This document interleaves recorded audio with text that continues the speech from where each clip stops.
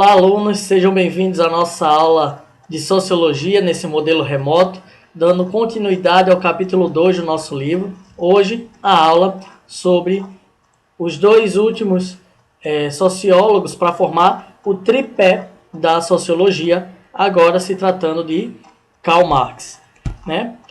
Fiz aqui um slide curto para a gente poder entender do que se trata Karl Marx e suas ideias que estão explicitadas no nosso livro, né? Vamos falar em Marx de materialismo histórico e dialético, né? Karl Marx vai trabalhar a ideia na dialética de contradições na sociedade e no materialismo histórico, né, ele vai trabalhar a interpretação da história da humanidade a partir de um aspecto material. Tá? Então ele vai trabalhar a matéria, aquilo que a gente pode pegar, tá? Na concepção de entender a história da humanidade. Tá?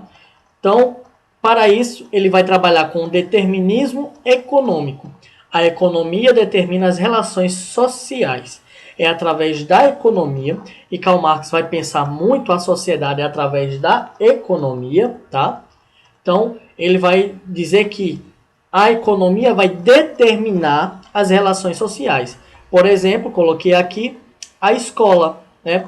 Então, você, aluno que estuda numa escola particular, você estudando naquela escola, através, né, da economia da sua família, você estuda naquela escola que vai determinar quem serão seus colegas, quem serão seus professores, né?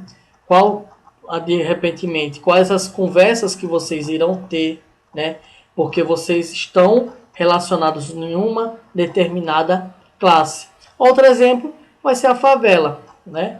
Então, se eu sou casado, tal, moro numa favela, tenho meu filho vai morar nessa favela, vai morar nessa comunidade, né? E provavelmente ele também vai crescer, vai ter sua família que também vai morar na favela, vai morar na comunidade, tá? Então, esse determinismo econômico que vai determinar as relações sociais que nós teremos, sendo esse eu nascido na favela, criado na favela, meus amigos vão ser da favela, as relações culturais que eu vou ter contato, as relações sociais com as pessoas que eu terei contato são também da favela, né?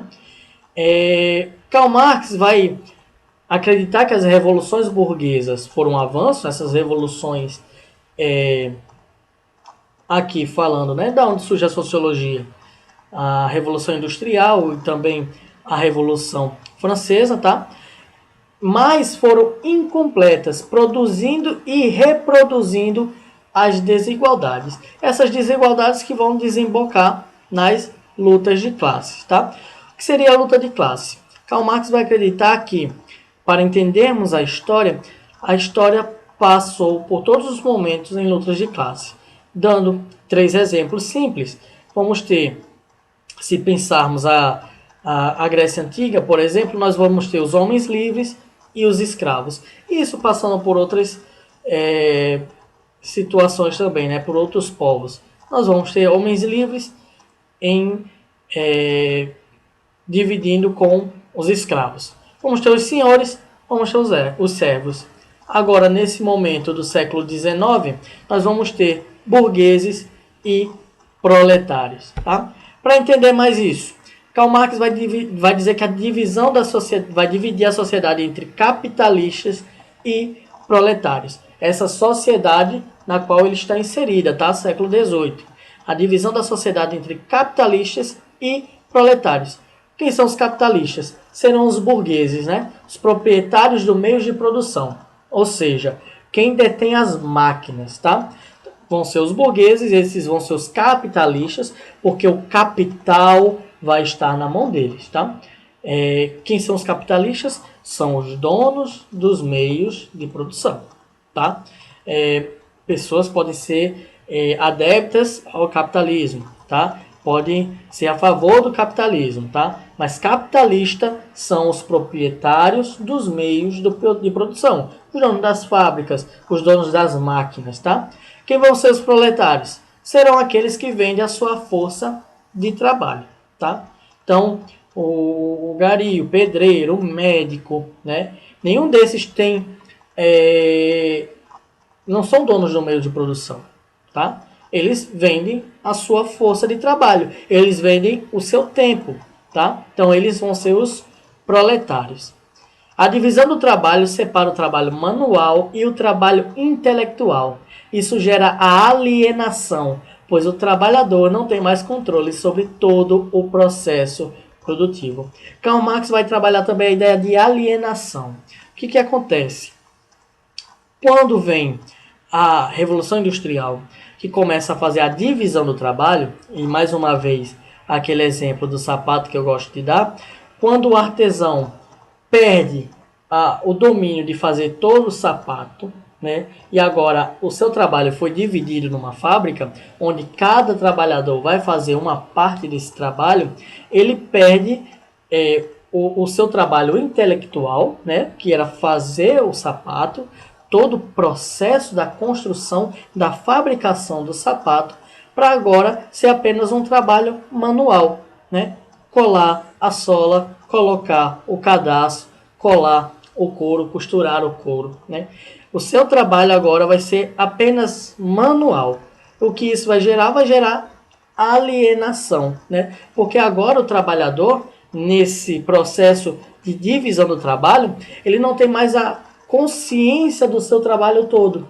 Por exemplo, uma empresa, sei lá, de construção de carros, né?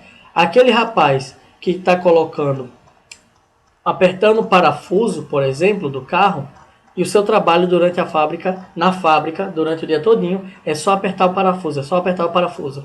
Ele não tem noção de todo o seu trabalho, que é a construção do carro, tá?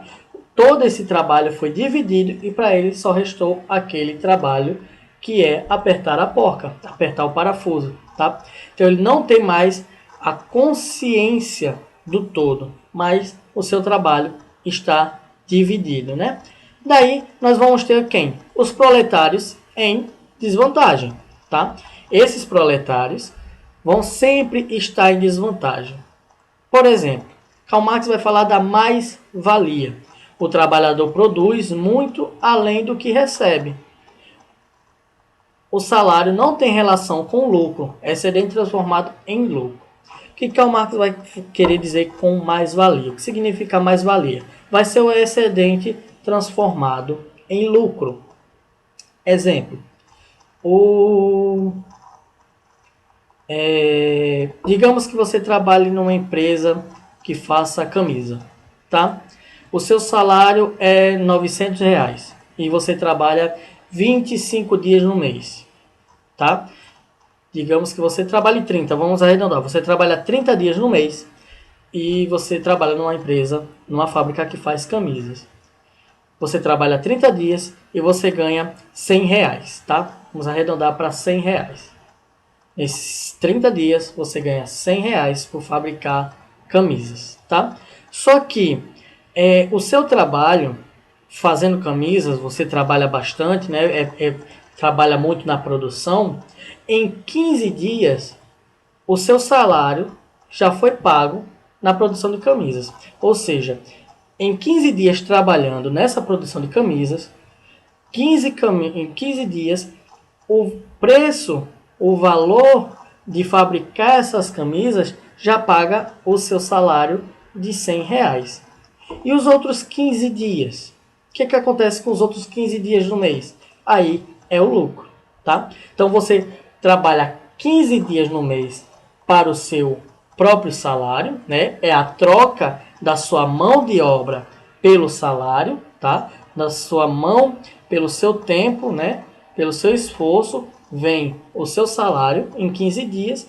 Nos outros 15 dias, você está gerando lucro para a empresa, lucro para o patrão, lucro para o capitalista, tá? Então isso vai ser a mais-valia, vai ser o excedente transformado em lucro, né? O trabalhador ele produz muito mais do que aquilo que ele recebe. Isso é um exemplo que nós podemos dar de mais-valia, né? Por que o trabalhador vai ficar nisso? Karl Marx vai dizer que ele não tem alternativa, né? Trabalhadores sem alternativa. Por quê? Lá fora vão ter desempregados querendo assumir o seu emprego e a falta de consciência de classe, de organização política, vai manter esse trabalhador naquela fábrica ganhando os seus 100 reais. Por quê? Todo canto é isso, todo lugar é assim. Se eu não pegar, se eu deixar esse emprego que eu ganho 100 reais, né, vai vir outro e vai pegar. E aí, eu vou trabalhar com o quê? Eu vou viver com o quê? Tá? Então, Karl Marx vai trabalhar essas ideias, né, de materialismo histórico e dialético. Né? Ele vai pensar a sociedade através do materialismo, tá?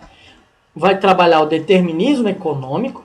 A economia vai determinar as relações sociais, ou seja, se eu nasci no campo, eu cresci no campo, na zona rural, então as minhas amizades, né, os meus contatos, as minhas relações sociais vão ser com as pessoas do campo, né? E por aí, consequentemente.